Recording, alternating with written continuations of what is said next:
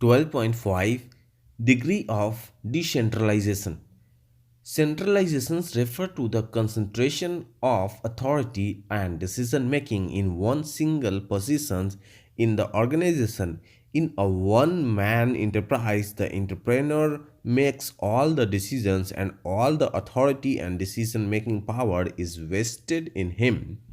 With the expansion of business, it may no longer the possible for one man to control all the operations and may become necessary for him to delegate some responsibility and authority to other person.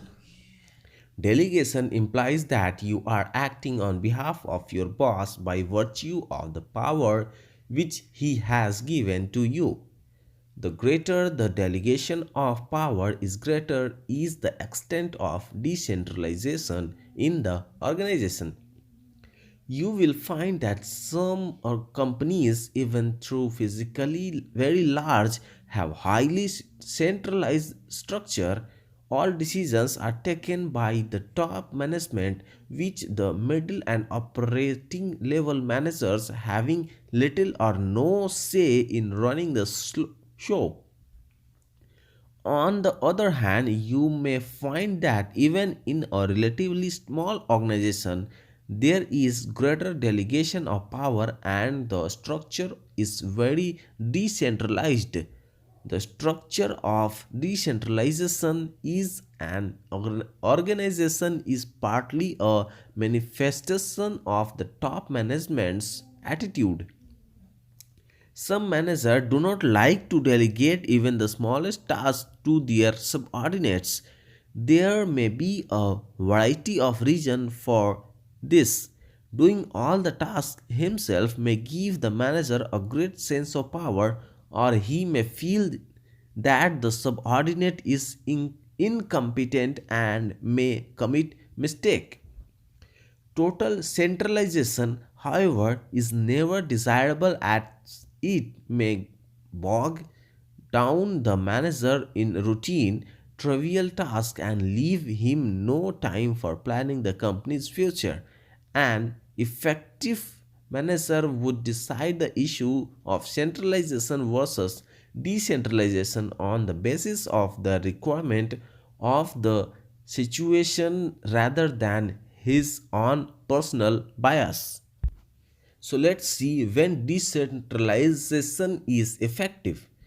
Decentralization is effective when conditions in each market are so different that only a high degree of adaptation of local conditions will lead to success. Multinational companies with the subsidiary in many different countries are a typical example. Second is, decentralization will be effective when success depends on the quick response to the information and conditions generated at the local level. Companies dealing in stock and shares or international currencies require speedy response to the fluctuating prices for getting the best returns. And third is, decentralization will be effective when active participation of people in the planning and implementing of objective is conducive to good performance. An engineering company manufacturing electrical switching equipment sells mainly to the state electricity board SEB through the tender system.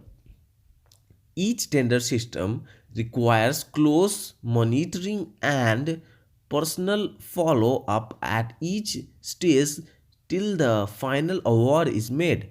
Realizing that personal report with individual SEB is important, the company has fully decentralized local offices in each city where the SEB is located. The introduction of computers and real time information has influenced the concept of centralization is an organization. Information may be generated at the factory, but it is instantaneously transmitted to the decision maker even if he is located 10,000 kilometers away for suitable action. Information may be proceed and in information may be processed and used at the place where it is generated, or it may simply be passed on to another location for use in decision making. Real time information can lead to greater centralization or decentralization.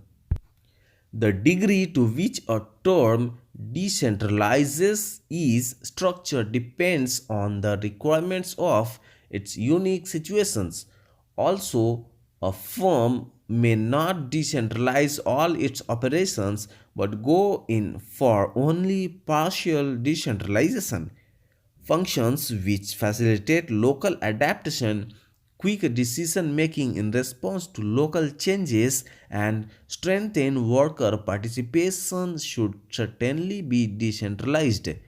On the other hand, function involving economics of scale, utilization of specialized knowledge, and involving huge sums of money may remain centralized. Finally, the degree of decentralization also depends on the availability of competent and reliable people to head the independent operations.